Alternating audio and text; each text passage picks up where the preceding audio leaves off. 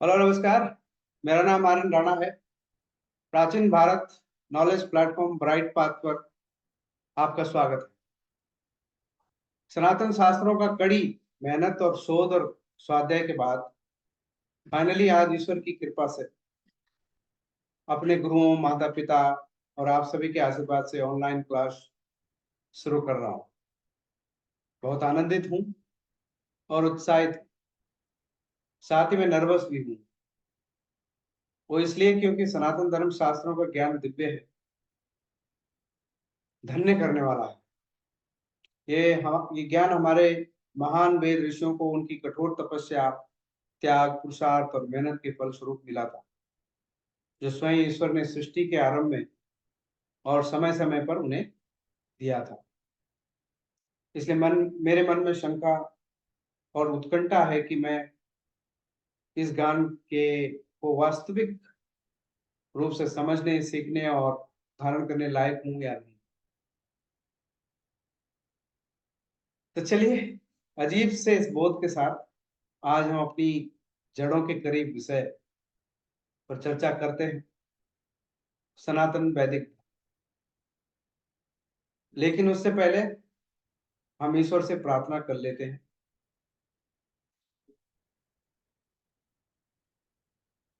प्रार्थना के लिए मैं आपको जो है स्क्रीन शेयर करता हूं कि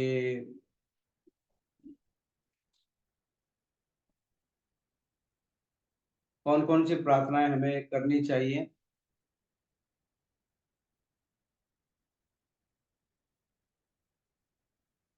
एक मिनट, इसमें जो है थोड़ा ये हो रहा है। इसको फुल स्क्रीन करना चाह रहा हूं मैं।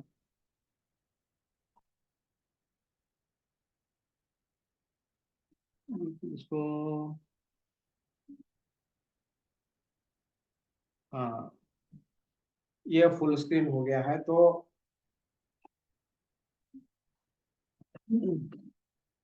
कुर्सी को एडजस्ट कर लें। स्तुति और प्रार्थना जो है,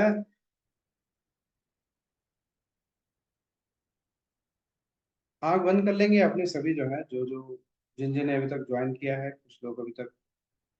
तो सबसे पहले हम ईश्वर की प्रार्थना कर लेते हैं और उसके साथ ही जो है आपका ऑडियो वीडियो इस समय बंद है, उसको मैं बाद में आपको अलाउ करूंगा। तो सबसे पहले हम आंखें बंद कर लेंगे और जो गायत्री मंत्र है उसका मन ही मन में 3 बार हम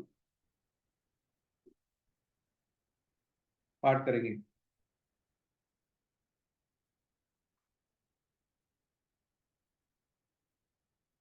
उसके बाद जो ये वेद मंत्र हैं रोज आपकी स्तुति के लिए होंगे। ओम विश्वानि देवम सर्वभूतानि पारासुर यदम भद्रम तन्ना आसुः।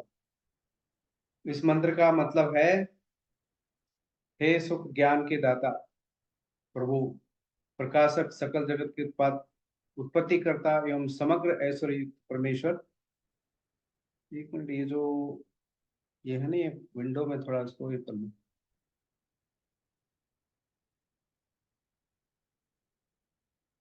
तो सकल जगत के उत्पत्ति करता एवं समग्र ऐश्वर्य युक्त परमेश्वर, आप हमारे संपूर्ण दुर्गुणों, दुर्वचनों और दुखों को दूर कर लीजिए, और जो कल्याणकारक गुण, कर्म, स्वभाव, सुख और पदार्थ हैं उसको हमें भली भांति प्राप्त कराइए। दूसरा मंत्र है, ओम अग्ने नय सुपताम राय स्मानम विश्वानि देवम वयुनानि विद्वान युदो स्मन जुहार मेनो द्विष्ठाम ते समयक्त विधेयम। इस मंत्र का मतलब है, ओम अग्नि देवता, हमें उस सुप्रसन्न पद पर ले जाओ जो हमें समृद्धि और धन की प्राप्ति में मदद करें, जैसे कि तुम सभी देवताओं और हवाओं को जानने वाले विद्वान हो। हम आपके लिए अधिक लाभकारी शब्दों का हवन करते हैं। तो शब्दों से जो है आप ये हवन कर रहे हैं। ओम अस्तोमा सदगमय तम सोमा ज्योतिर्गमय मृत्युमा मृतगमय। ये जो है इसका मतलब होता है, शास्त्रों में जो है हमेशा आपको मंत्रों का जब तक मतलब मालूम नहीं होगा तब तक ये आपके कारगर सिद्ध नहीं होंगे। तो आपको पता होना चाहिए कि मंत्र का मतलब क्या है। हे भगवान, हमें असत्य से सत्य की ओर ले जाओ, हमें अंधकार से प्रकाश की ओर ले जाओ, हमें मृत्यु से अमरता की ओर ले जाओ, इसका मतलब ये है इस मंत्र का। उसके बाद जो है सर्वे भवन्तु सुखिनः सर्वे सन्तु निरामयाः सर्वे भद्राणि पश्यन्तु मा कश्चित् दुःख माप्नुयात् या दुःख भागवेतः, ये मंत्र है ऋग्वेद का जो है। तो सभी सुखों, सभी सुखी हों, सभी रोग मुक्त हों, सभी भलाई को देखें, किसी को भी दुख ना आए, ये हमारे वेदों का मंत्र। क्योंकि वेद का जो ज्ञान है वो सबकी, सबके सुख में और पूरे संपूर्ण विश्व के कल्याण में। उसके बाद ओम पूर्णमदम पूर्णमिदम पूर्णात पूर्ण बुद्धिस्ते पूर्णस्य पूर्णमादाय पूर्ण में पूर्ण में भविष्यते, ये बृहदारण्यक उपनिषद से लिया गया है। इसका मतलब होता है, ये जो है मेरे को, हाँ ये मेरे जो है ये थोड़ा सा बीच में आ रहा है वीडियो। इसका अर्थ होता है कि सच्चिदानंद परब्रह्म पुरुषोत्तम परमात्मा सभी प्रकार से सदा सर्वदा परिपूर्ण है। जगत भी उस परब्रह्म से परिपूर्ण है, क्योंकि यह पूर्ण उस पूर्ण पुरुषोत्तम से ही उत्पन्न हुआ। और इस प्रकार परब्रह्म की पूर्णता से जगत पूर्ण होने पर भी वह परब्रह्म परिपूर्ण है। ठीक है, उस पूर्ण परब्रह्म को हम नमस्कार करते हैं। वो पूर्ण परब्रह्म को निकालने पर भी जो है पूर्ण शेष रह जाता है, इसका मतलब ये है। उसके बाद में एक हिंदी में है, हे प्रभु आनंददाता ज्ञान हमको दीजिए, शीघ्र सारे सद्गुणों से पूर्ण हमको कीजिए, लीजिए हमको शरण में, सदाचारी बने, ब्रह्मचारी धर्म रक्षक वीर वरदारी बने। ये मंत्र जो है बहुत इंपॉर्टेंट है हमारे लिए। और ये हिंदी में मंत्र है। इन मंत्रों को आज जो आप जो है रोज करा करें। आवाज सबको आ रही है ना? ये जो है वेदों का गुरु मंत्र, इसको कहा गया गायत्री महामंत्र। इसको जो है आप जब सुबह उठते हो बिस्तर से, अष्ट कर्मों को जीतने के लिए 8 बार गायत्री मंत्र का उच्चारण करना चाहिए। सुबह सूर्योदय के समय जो है आप एकांत में बैठकर, या जैसे वेदों के माध्यम से हमें हवन करना चाहिए, वो मैं आपको बाद में सिखाऊं क्यों लोग सुबह सूर्योदय के समय, सूर्यास्त के समय हमें हवन भी करना चाहिए। वो हम करते नहीं है, 5 मिनट का सिर्फ हवन होता है, उसको हम करेंगे। तो आप नित्य उस हवन के सामने बैठकर या एकांत में 1 माला या 3 माला जाप करें, तो आपकी वर्तमान और भविष्य की सभी चिंताएं और इच्छाओं की पूर्ति और रक्षा होती है इस मंत्र से, गायत्री मंत्र से। भोजन करने से पूर्व इसको 3 बार उच्चारण करना चाहिए, तो भोजन आपका अमृत के समान हो जाता है। हर रोज जो है जब घर से निकले तो 5 बार जो है इस मंत्र को मनी मन ये पढ़ें या याद करें। इसमें आपको सद्बुद्धि, सफलता, सिद्धि और उच्च जीवन के लिए उच्चारण करना चाहिए इसको। किसी भी मंदिर में प्रवेश करने से पहले 12 बार इसको जो है आपको इसका इसको बोलना चाहिए। इसके दिव्य गुणों को याद करना चाहिए। अगर छींक आ जाए, कभी कभी कहते हैं छींक आ गई, कोई काम कर रहे हैं तो उस समय छींक आ गई तो उसको अच्छा नहीं माना जाता, शुभ नहीं माना जाता। मतलब एक बार छींक आए तो कम से कम 2 बार आ गए तो ठीक है, सब माना जाता हमारे जो जो जो परंपरा है। तो आपको एक बार गायत्री मंत्र का उच्चारण मन ही मन कर लेना चाहिए, तो इससे जो है सारे अमंगल दूर हो जाते हैं। और रात को सोते समय 11 बार इस मंत्र को आप करें। 11 बार जप करने से जो है 7 प्रकार के भय जो हमारे हैं, दिन भर की थकान, सब कुछ जो है आपको उससे निजात मिलती है और आपको गहरी नींद आती है। तो मन, लेकिन मन ही मन पढ़ना है, इसको जोर से नहीं बोला जाता, इसको मन ही मन में बोला जाता है। तो हमारे जो 7 भय हैं, तो क्या भय हैं? लोक भय, परलोक भय, वेदना भय, मरण भय, असुरक्षा का भय, अगुप्ती का भय, अकस्मात भय आ जाता है। फिर आजकल के जमाने में जो है, क्योंकि हम लोग संसारिक चीजों में बहुत ज्यादा हैं, तो परित्याग करने का डर, पहचान और बुद्धि की पहचान की हानि जो है, हम अगर पहचान नहीं बना पाए उसकी, क्या फिर हमारी पहचान है कुछ गड़बड़ हो गई तो उसकी हानि का डर, अर्थ माने धन की हानि का डर, उद्देश्य की हानि का डर, कोई उद्देश्य पूर्ण नहीं कर पाए, मृत्यु का भय। और जो है ये जो है ना, यहाँ पे मेरे को जो है ये डिस्टर्ब कर रहा है, ये नीचे का जो है। तो ये हानि और मृत्यु और भी सारे कई सारे, ये आपको भी क्या इसमें दिख रहा है क्या? You are muted. कौन है अभी? एक और आदमी एडमिट करता हूँ ना। तो ये आपको 7 प्रकार के भय से जो है मुक्ति देता है, ये गायत्री मंत्र इतना इंपॉर्टेंट है। तो इसे आप रोज करें, इसे आप रोज करिए। वेदों का मंत्र है, बहुत ही इंपॉर्टेंट मंत्र माना जाता है, इसको गुरु मंत्र कहा जाता है इसको। गुरु देता है। ये मंत्र मुंह से नहीं बोलना है, लेकिन इस मंत्र को आपने बाहर नहीं बोलना है, मन ही मन में इसका जाप करना है। तो जितनी बार कहा है उतनी बार इसको आप करें। उसके बाद जो है अगली स्लाइड। तो अब हम बात करते हैं कि हमारे जीवन में जो है ये सनातन धर्म का जो नॉलेज ट्रांसफॉर्मेशन कोर्स है, इसका ये हम इंट्रोडक्टरी सेशन हम ले रहे हैं। तो इसमें हम जो है सभी क्षेत्रों के व्यक्तियों, छात्रों और पेशेवरों के लिए, जो भी किसी भी करियर में आप हो, उनके लिए डिजाइन किया गया एक कोर्स है, जो काफी परिवर्तनकारी सिद्ध होने वाला है। परिवर्तनकारी इसलिए क्योंकि मैं आगे आपको समझाऊं, क्योंकि इसमें आपके ट्रांसफॉर्मेशन आपके जीवन में आने वाला है और आना भी चाहिए। जिस तरह के समाज में हम जी रहे हैं, जिस तरह से हम जी रहे हैं, इसमें बहुत कुछ इसकी आवश्यकता है। तो ये इस कोर्स को लाने की प्रेरणा मुझे कहाँ से मिली थी? तो 2019 में जब कोविड-19 आया, और कोविड-19 आया 2019 दिसंबर में है, लेकिन उसके बाद ये फैला लगभग मार्च 10-11 के बाद ये फैलना शुरू हुआ। और लॉकडाउन लगा था, मुझे लग रहा है 20, 21 या 24 तारीख मार्च को लगा था लॉकडाउन हमारे देश में।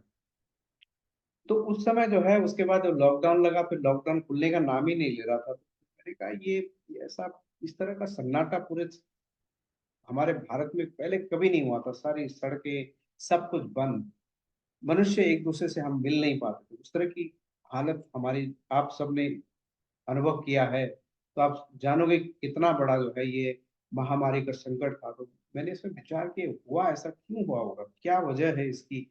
कि एक तो 1918 में 100 साल पहले हुआ था, और फिर 2019 में 20 में फिर से 100 साल के बाद ही हुआ है। तो मैं जो है एस्ट्रोलॉजी का काफी गहन अध्ययन करता हूँ, लगभग 2005-6 के बाद से लेकर के, और कई सारे प्रिडिक्शंस मैंने की। तो मैं एस्ट्रोलॉजी में मेरा बड़ा फोकस था। तो 2008 में जो है मुंबई में बम कांड हुए थे, कई सारे जगहों पे जो है कसाद वगैरह आकर के यहाँ पे जो है ताज होटल में, ट्राइडेंट होटल में, मैं तो उस समय एडफैक्टस पीआर में काम करता था। तो उस दिन लकीली जो है हम लोग का एक इवेंट होने वाला था ताज लैंड्स में, और वो इवेंट नहीं हुआ, किसी तरह से वो कैंसिल हो गया पहले ही। तो हम वहाँ नहीं थे, तो मैं सीधा उस दिन जल्दी घर आ गया। घर आया तो मुझे पता ही नहीं चला कि ये बॉम्ब, मैं घर में आया 7-8 बजे पहुंच गया, और मैंने टीवी भी ऑन नहीं किया था, और मैं सो गया। अगली बार सुबह को जब मैं उठा, तो सुबह में टीवी देखने का समय किसे होता है? आपको जल्दी उठते हो, तैयार होते हो, फिर ऑफिस के लिए भागते हो। कम से कम 1-1.5 घंटे का सफर होता है, जब आप ट्रेन में रहते हो फिर ऑफिस पहुंचते हो। तो मैं सीधा गया, तो मैं देखा ट्रेन में कोई चढ़ ही नहीं रहा, कोई लोग ही नहीं है। मैंने कहा खाली खाली क्यों है?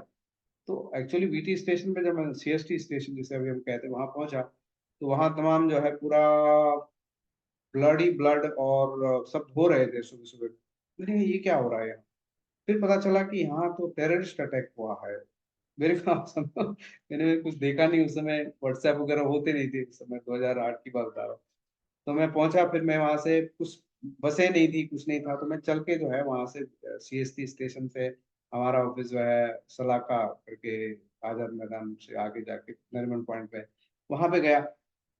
मैं क्योंकि आया था, तो मैं ऑफिस चला गया चलते चलते चलते चलते, मैंने कहा वॉक करके जाता हूँ, तो कुछ आधे घंटे का रास्ता होगा वॉक करने करके। पहुंच गया मैं वहां, देखा तब टीवी देखा, उस मतलब उसी समय टेररिस्ट जो है ताज में भी थे, ट्राइडेंट में भी थे, और यहाँ कामा हॉस्पिटल वगैरह में भी उन्होंने बहुत सारा कोहराम मचाया था। ये सब चीजें उस समय हो रही थी। तो कहने का मतलब ये है कि मैंने फिर उसके बाद में जो है, मेरे सामने एक आर्टिकल आया कि 26 तारीख को, यानी न्यूमरोलॉजी में आपके नंबर जो होते हैं, 8 नंबर का सहयोग बनता है 26 तारीख को। और उसमें जो है ये जानकारी सामने आई थी कि कैसे ये 8 नंबर के सहयोग में सारे आतंकवादी घटनाएं होती हैं, या कोई सुनामी आ जाता है, कोई अर्थक्वेक आ जाता है। तो मैंने कहा इस पे शोध किया जाए, तो मैंने बड़ा लंबा शोध उसमें किया।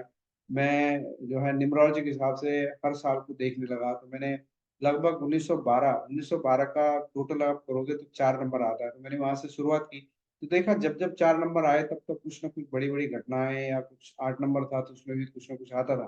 तो मैंने काफी बड़ा आर्टिकल उस पर लिखा, और उसको एक अक्ष नाम का एक न्यूज़पेपर उस समय, एक्चुअली वो हमारी पहचान वाले का था, अक्ष जो है हिमांशु जी का। तो उसमें उन्होंने मेरा आर्टिकल भी छापा। तो उसमें मैंने जब गणना की, तो 4 नंबर का संयोग हर चीज में, जैसे 1984 में 4 नंबर आता है, 1966 में 4 नंबर आता है, 1948 में 4 नंबर आता है, 1939 में जब वर्ल्ड वॉर पहला शुरू हुआ तो उसमें भी 4 नंबर आता है। इस तरह के नंबर्स को मैंने एक साथ ये कर करके देखा तो कुछ बड़ी-बड़ी घटनाएँ हुई हैं उसमें। तो 1966 1948 का भी 4 नंबर आता है, तो महात्मा गांधी की हत्या हुई थी, बहुत सारे ब्लडबाथ जो है इंडिया पाकिस्तान को पार्टीशन को लेके हुआ, ये सारी चीज़ें हुई। 1966 में जो है पंडित हमारे जो प्राइम मिनिस्टर जिनकी ताशकंद में जो है मृत्यु हुई थी, लाल बहादुर शास्त्री जी, उनकी हत्या हुई। बड़े बड़े ही असमंजस, मतलब बहुत ही मिस्टीरियस तरीके से, वो भी देखा। उसके बाद ये घटनाएँ जो 18-18 साल के बाद ये 4 नंबर आता है, 18-20 साल के बाद। तो फिर वो 84 की, फिर 84 में इंदिरा गांधी की मौत हो जाती है, दिल्ली में ये सारी घटनाएँ हो जाती हैं। फिर उसके बाद मैं देखता हूँ 2084 के बाद में फिर 1992 या 93 4 नंबर होता है, फिर वो बाबरी मस्जिद का होता है, फिर बॉम्बे में फिर से जो है बहुत सारे बड़े-बड़े दंगे होते हैं, तो वो भी 4 नंबर का संयोग। फिर 2002 गुजरात राइट्स का जो 2+2 4 हो जाता है, वहाँ पर भी इस तरह की घटनाएँ होती हैं। फिर उसके बाद में तब 2002 के बाद तो मैंने 2008 में कहा, तो मैंने 2020 अब 4 नंबर आने वाला है। मैंने क्वेश्चन मार्क उस आर्टिकल में लगाया था कि कुछ तो कुछ इसमें बहुत बड़ी घटना या तो इंडिया के लिए होगी या कुछ ना कुछ बहुत बड़ी घटना ये होने वाली है। इस तरह से मेरा अनुमान था। मेरा अनुमान नहीं था कि एग्ज़ैक्टली कोरोना टाइप का कुछ महामारी आएगी, लेकिन मेरा अनुमान था कुछ बहुत बड़ी साजिश हो सकती है, बहुत बड़ी दुर्घटनाएँ हो सकती हैं, युद्ध हो सकता है, राइट्स हो सकते हैं। तो उस तरह की चीज़ें उसमें मैंने मेंशन की, तो क्वेश्चन मार्क उसमें लगाया था कि उसमें कुछ ना कुछ बड़ा होगा। तो वो न्यूमरोलॉजी के ऊपर, एस्ट्रोलॉजी के ऊपर था। तो फिर उसके बाद जो है 2020 में जब घटना हुई, तो फिर मैंने कहा यार ये हो क्यों रहा है? इसके पीछे रीज़न्स क्या होंगे?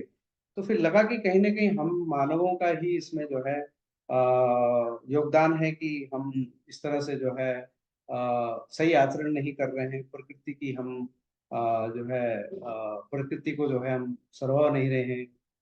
प्रकृति की हम इज्जत नहीं कर रहे हैं, या कुछ ना कुछ हम जो है गैप्स क्रिएट कर रहे हैं। जैसे फिर मैंने कहा कुछ कर्मा गैप्स, तो मैंने कहा एक कर्मा गैप्स हैं हमारे जो, एक तो हम पिछले जन्म में कर्मा गैप्स लेके आते हैं। जब कुंडली आप देखते हो एस्ट्रोलॉजी की, तो उसमें जो 12 हाउस होते हैं, 12 राशियां होती हैं, और वो सारे जो नक्षत्र 27 वगैरह जो भी होते हैं, तो उसमें जो आपके ग्रह कुंडली में दिखते हैं, उच्च का ग्रह, नीच का ग्रह, जो भी उसमें संयोग बनते हैं, वो हमारे पिछले जन्मों के कर्म के अनुसार हमें मिलते हैं। तो उसी हिसाब से हम भविष्य देखते हैं कि इस व्यक्ति का क्या कितना ज़्यादा आगे जा सकता है, या डे टू डे लाइफ में भी उसका जो है भविष्य फल हम बता सकते हैं।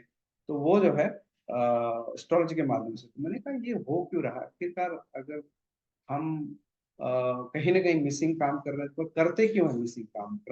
गलत काम करते क्यों हैं? इस पर मैंने काफ़ी शोध किया, तो पता चला कि यार कहीं न कहीं हमारे पिछले जन्मों का ही कर्म होते हैं, जिसकी वजह से हमें ऐसी बुद्धि मिलती है कि हम बस उस मार्ग को छोड़ते नहीं हैं। उसी मार्ग में जैसे ही पैदा हुए, उसके बाद जैसे ही होश संभाला, वही काम करना फिर से शुरू कर दिया। तो मतलब वो कर्मा गैप जो रह गया था उस जन्म में, इस जन्म में भी उसे हमें कंटिन्यू रखते हैं।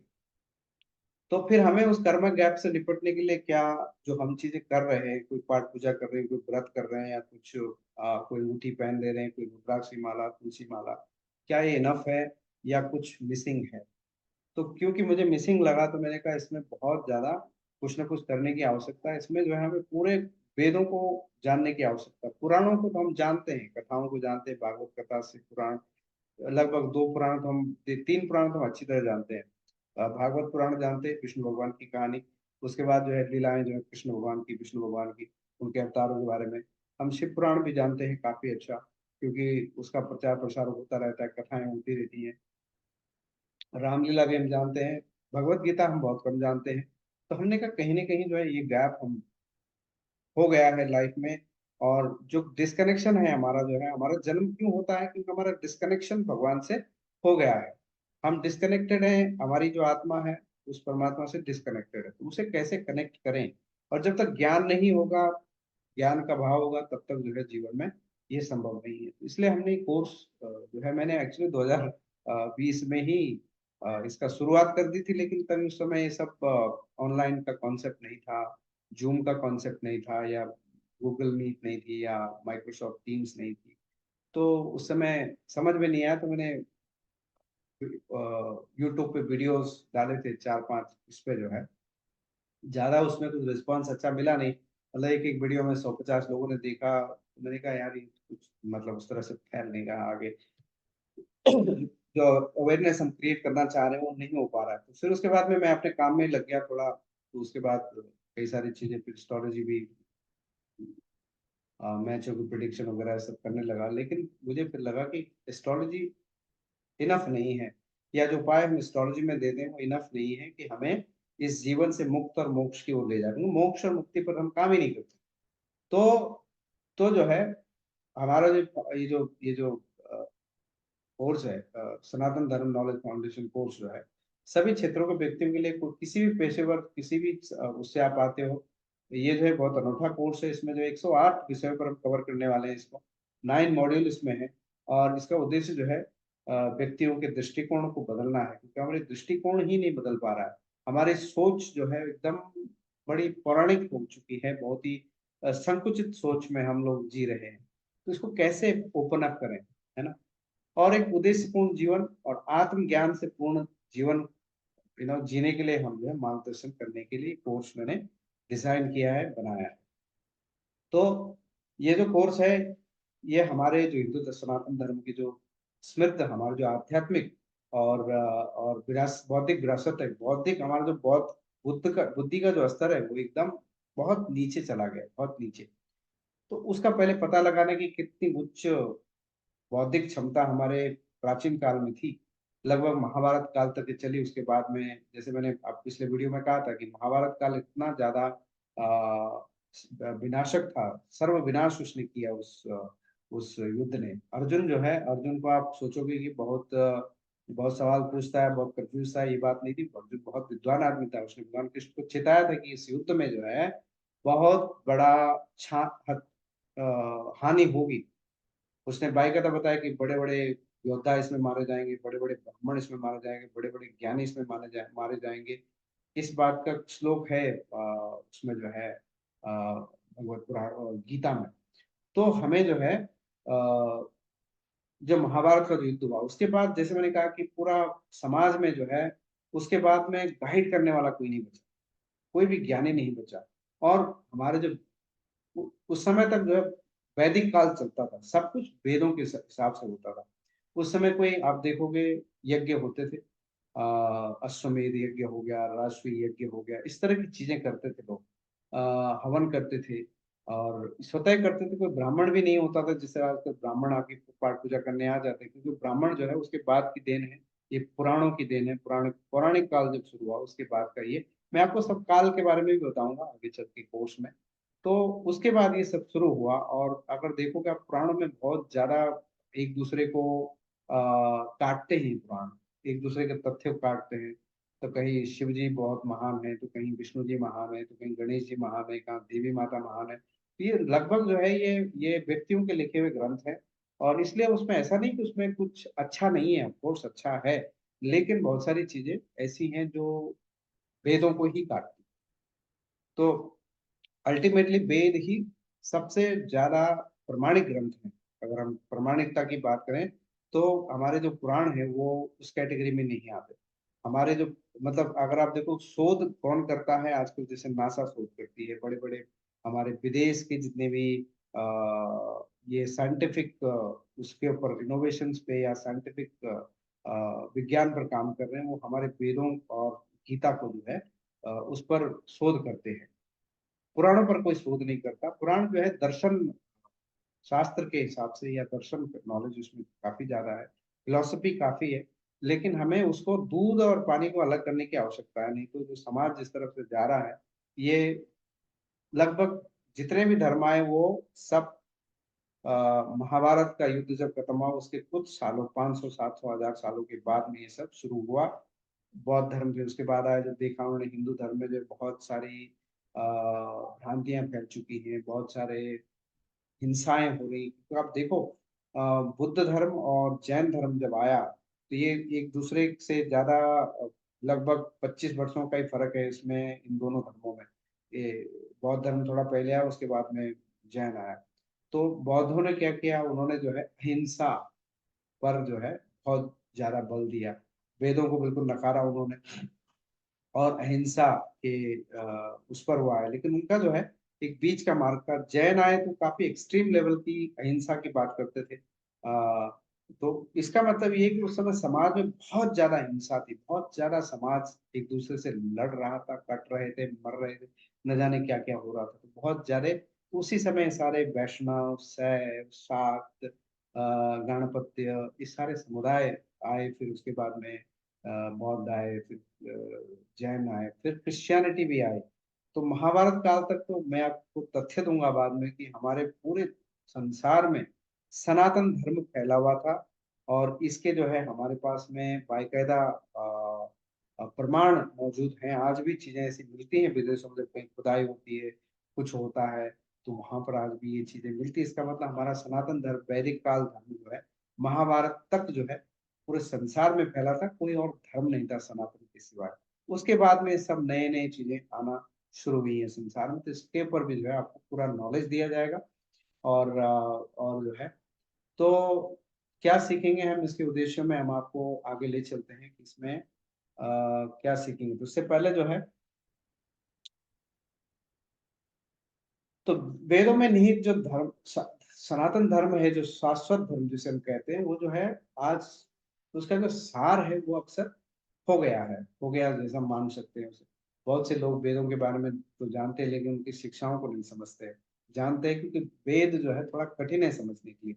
उनकी जो इवन संस्कृत है, बहुत जो है गूढ़ रहस्य उसमें, संस्कृत भाषा भी समझना इजी नहीं है। तो बहुत सारे लोगों ने जो है इस पर शोध किया है, और उसके हिसाब से जो जो ज्ञान वहां से निकला है बहुत ही महत्वपूर्ण है। संस्कृत बहुत जटिल है वेदों में। इसके लिए जो है उस उचित मार्गदर्शन के बिना उसको समझना बहुत ही चुनौतीपूर्ण है सबके लिए।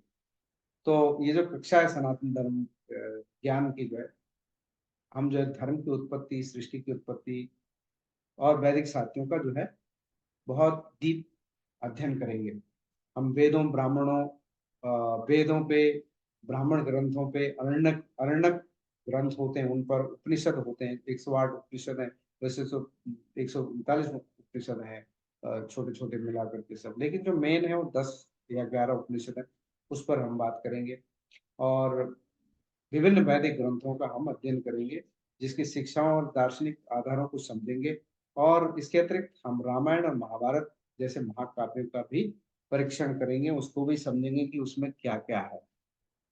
सो सनातन धर्म के जो है, जैसे मैं भावों की बात करूँ, हमें जानना बहुत जरूरी है कि क्या क्या जीवन में हमारे भाव हैं, हमारी परेशानियां क्या हैं, हमारे डर क्या हैं, और हमारी समस्याओं के समाधान और उपाय क्या हैं। और फिर इसके अलावा जो है, हम बात करते हैं सनातन भारत की बात करते हैं। भारत विश्व गुरु बनाने की बात करते हैं। पुराने जमाने में, प्राचीन काल तक आप देखो तो भारत जो है विश्व गुरु था। तो मुझे लगता है मीटिंग जो है, ये तो मैं आपको दूसरा लिंक एक भेजूंगा, इसके बाद उस पर आप ज्वाइन कर दीजिएगा। तो विश्व गुरु जो है कैसे बनेगा, उस पर भी हम जो है प्रकाश डालेंगे। क्योंकि हमारा ये जो भारत है, पहले सोने की चिड़िया था। तब पूरी दुनिया से लोग यहाँ ट्रेड और व्यापार करने आते थे, घूमने आते थे, दर्शन करने आते थे, और यहाँ से बहुत नॉलेज पढ़ने आते थे। तक्षशिला और नालंदा जैसी यूनिवर्सिटीज हमारे देश में होती, जहाँ बीसों, दसों हजार, 50,000 स्टूडेंट्स होते थे। सोचो कहाँ वो हमारी धरोहर चली गई कि एक विश्व गुरु हम थे और आज हम कहाँ खड़े हैं। और उसमें जो है किन किन चीजों का रोल रहा, उस पर हम जरूर जो है प्रकाश डालेंगे। और फिर हमें, हमारी इसमें क्या अहम भूमिका है कि हम इसे आगे कैसे लेके जाए। क्योंकि जिस मोड़ पर हम खड़े हैं, इस मोड़ पर तरक्की बहुत कर रहे हैं, ऐसा नहीं है कि डेवलपमेंट नहीं हो रहा है। ये जो है हमारी जो भौतिक तरक्की तो खूब हो रही है संसार में, लेकिन आध्यात्मिक तरक्की रुक गई है। क्योंकि आध्यात्मिक तरक्की ही जो है रुकने की वजह से कर्मा गैप्स और नॉलेज गैप बना है। और आध्यात्मिक तरक्की, अगर भौतिक तरक्की को बैलेंस करने के लिए आध्यात्मिक तरक्की की बहुत आवश्यकता है। इसलिए धर्म, कर्म, उपासना और विश्वास को लेकर जो हमारी विभिन्न धारणाएं ग्रंथों में मिलती है, पुराणों में मिलती है, उसमें मिलावट है। उस स्थिति से हमें निराकरण करना बहुत जरूरी है। तो हम जानते हैं कि हमारे जीवन में क्या क्या भाव है। तो ज्ञान का भाव सबसे बड़ा भाव है। क्यों है ज्ञान का भाव सबसे बड़ा भाव? क्योंकि ज्ञान हमें जो है समस्याओं से समाधान ढूंढने, सही निर्णय लेने सही दिशा में आगे बढ़ने में मदद करता है। ज्ञान के अभाव में हम अनजाने अनजाने में अनचाहे कार्य कर सकते हैं, जैसा कि होता है, और हमारे और अन्यों के लिए जो है हानिकारक हो सकता है। इसलिए ज्ञान प्राप्त करना अस्थायी रूप से उसे अपनाना जीवन का एक महत्वपूर्ण हिस्सा है। तो एक तो हो गया ज्ञान का भाव, दूसरा जो है चार भाव की बात करेंगे हम, क्योंकि किसी भी चीज की जो नींव होती है वो चार चीजों पे खड़ी होती है। तो चार वेद हो गए, है ना, चार युग हो गए, हमारे जो कॉन्सेप्ट हैं ना, देखिए आप, भगवान जो है इस सृष्टि में चार प्रकार से हम पैदा हो गए, अंडज पिंडज स्वेदज, है ना, ये सारे। तो गर्भ से पैदा होने वाले, अंडे से पैदा होने वाले, मिट्टी से पैदा होने वाले, और फिर पसीने वगैरह से पैदा होने वाले, इस तरह के चार तरीकों से हम पैदा होते हैं। तो आप समझिए कि सनातन धर्म कितना साइंटिफिक है, उसे हम समझेंगे। चेतना का जो विकास, उसका भाव है, चेतना जो है हमारे मानसिक शारीरिक और आध्यात्मिक विकास के लिए बहुत आवश्यक है। चेतना के विकास से हमारी सोचने की क्षमता, जैसे मैंने कहा ना, सोचने की क्षमता ही आज बहुत, उसका स्तर ही बहुत नीचे गिर गया है। समझ और ध्यान में जो वृद्धि होती है, इससे हम अपने उद्देश्यों को प्राप्त करने के लिए अधिक सक्षम हो जाते हैं, और जीवन में सफलता प्राप्त करने के लिए संघर्ष करने की क्षमता हमें बढ़ती है। और आप देखो, संसार में, हमारे हिंदुस्तान में खुद देखो तो सबसे ज्यादा जो है जनसंख्या किसकी है? जो पिछड़े हैं, गरीब हैं, अपने आप को माइनॉरिटी मानते हैं, या अपने आप को किसी भी तरह से जो है छोटा मानते हैं, गरीब मानते हैं, मानसिक रूप से जो है तनावग्रस्त, पीड़ित, हर चीज की कमी उनके जीवन में रहती है। वो क्यों है? क्योंकि चेतना का विकास किया ही नहीं। यही तो कर्म गैप है, चेतना का विकास नहीं करे। तो जो है, चेतना के विकास से हमारी जो आत्मविश्वास बढ़ता है। हमें तो देखो, आप ज्यादातर लोगों का आत्मविश्वास रहता ही नहीं है, और हम अपने कार्यों में निष्ठा से लग जाते हैं। जब हमारा चेतना ही तो है, अगर चेतना मजबूत है तो आप निष्ठा से काम करोगे, नहीं तो आप निकल जाओगे ऐसी काम करके। तो तीसरा है धार्मिकता और आध्यात्मिकता की कमी। अब मैं ऐसा क्यों कह रहा, हमारा देश तो इतना धार्मिक, इतने सारे मंदिर हैं, इतने सारे पूजा हम करते हैं, फिर भी मैं ये कह रहा हूँ धार्मिकता और आध्यात्मिकता की कमी। इसका कुछ तो कारण होगा, जो अगर मैं ऐसा कह रहा हूँ, इसका कारण क्या है? अगर आप देखो तो हम धार्मिक हैं, हम पूजा पाठ करते हैं, सब कुछ करते हैं, फिर भी हम समस्याओं से घिरे हुए हैं। हमारी समस्याएं अनंत है कि नहीं? है ना? तो धार्मिकता और आध्यात्मिकता जब सही वास्तविक नहीं करेंगे तो हम समस्याओं से घिरे ही रहेंगे, कि हमारा मन जो है भटक रहा है 24 घंटे, इधर उधर उछल रहा है, कूद रहा है, न जाने क्या कर। यह कमी हमें हमारे अंदर के उद्देश्यों और मूल्यों से दूर ले जाती है। क्या होती है? हमारा जो वैल्यू सिस्टम है, उसे हम नहीं अपनाते, क्योंकि हम लोभ में, लालच में, ईर्ष्या में, इन सब चीजों में फंसे पड़े। तो हम मूल्य कहाँ अपनाएंगे जीवन में? और असंतुलित और असंतुष्ट महसूस करेंगे हम, क्योंकि जब धार्मिकता और आध्यात्मिकता जो रियल है, वास्तविक है, उसे नहीं अपनाएंगे। हम्म वैदिक मंत्रों को हम पढ़ते नहीं, उनका मतलब जानते नहीं। दूसरे पौराणिक मंत्र हम बहुत करते हैं, लेकिन उससे कुछ ज्यादा खास लाभ किसी को होता नहीं। अगर आपको हुआ है तो बताइए। धार्मिकता की कमी से हमारी नैतिकता कमजोर हो सकती है, हमें गलत निर्णय लेने की प्रवृत्ति हो सकती है, और होता है गलत निर्णय ही लोग, निर्णय क्षमता बहुत इंपॉर्टेंट होती है, लोग गलत निर्णय लेते ही हैं। ज्यादातर लोग जो है, अगर सफर कर रहे हैं जीवन में, क्योंकि उनके निर्णय बहुत गलत हैं। इससे जो हमारे रिश्तों में तनाव आ जाता है, और हम अपने आसपास के लोगों के साथ सही संबंध नहीं बना पाते। अब देखो, पूरा संसार एक दूसरे से लड़ रहा है। क्रिश्चियन क्रिश्चियन से लड़ रहा है। रशिया क्रिश्चियन कंट्री है, तो हजार वर्ष पर पहले जो क्रिश्चियन बनी, ज्यादा पहले नहीं, वो भी हिंदू थे। उसके बाद वो, उनकी दूसरी जो अभी पिछले साल फरवरी 2024 2022 से उनका युद्ध चल रहा है, 2 साल होने आए, 2 साल हो गए, 24 फरवरी को 2 साल हो गए, वो युद्ध अब तक बंद नहीं हुआ। तो दोनों कंट्री क्रिश्चियन है, क्रिश्चियन आपस में एक दूसरे को मार रहे हैं। मार रहे हैं कि नहीं मार रहे हैं? तमाम ऐसे हजारों युद्ध जो है पूरे देश, पूरे संसार में चल रहा है। इंडिया का पाकिस्तान से झगड़ा, इंडिया का चाइना से झगड़ा, इंडिया के अंदर हिंदुओं का हिंदुओं में झगड़ा, जातियों में झगड़ा, हर जगह झगड़ा, घर घर में झगड़ा है। और सबसे बड़ा झगड़ा तो हमारा अपने खुद के अंदर है। सबसे बड़ा झगड़ा तो आज हमारे खुद के अंदर है। अगर आप देखो सतयुग की बात करते हैं तो सतयुग में क्या होता था? जब उस चीज़ की हम परिकल्पना करते हैं, तो उसमें जो है किसका अभी 3 मिनट के लिए बाकी है ये। मैं आपको जो है एक व्हाट्सएप पे आपको एक लिंक और भेजता हूँ, आप उस पे जॉइन कर लीजिएगा क्योंकि इसमें समय थोड़ा-सा क्योंकि मैंने अभी पेड वर्ज़न ये ज़ूम का लिया नहीं है। अगर एडमिशन्स आप लोग लेते हो तो मैं इसको एडवांस वर्ज़न में जाने वाला हूँ। तो मैं आपको एक लिंक और भेज रहा हूँ यहाँ पे, क्वेश्चन आंसर Q&A का लिंक है, इसको आप जॉइन करना है आपको। कहाँ गया ये लिंक? 1 मिनट।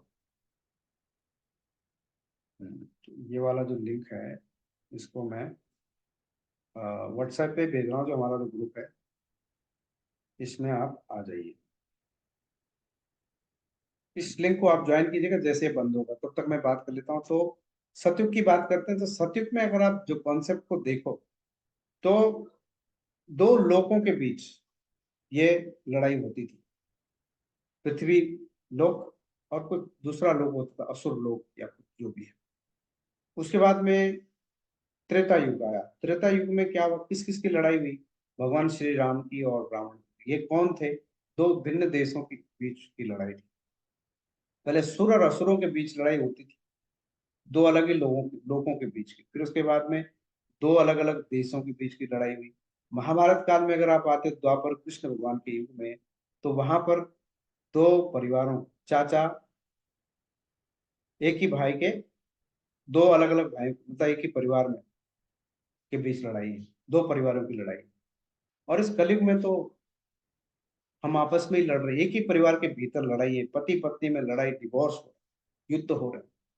कितने न जाने अगर आप हमारे हिंदुस्तान के कोर्ट कचहरी के केसों को देखें तो मालूम पड़े आपको। कल ही हम देख रहे थे वीडियो जो है